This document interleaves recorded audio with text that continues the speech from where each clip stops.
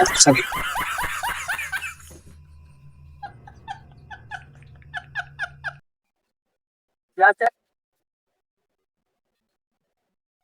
তুমি রাকিব রাকিব সুরা না ভাই?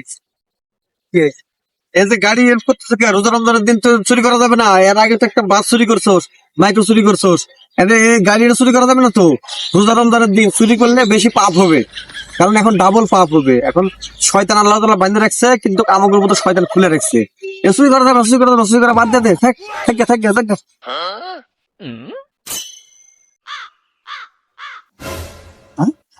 সব সব সুদ গেল না। আমি এখন শুন পাইছি, আমি পালাই গে, আমি পালাই কেটে।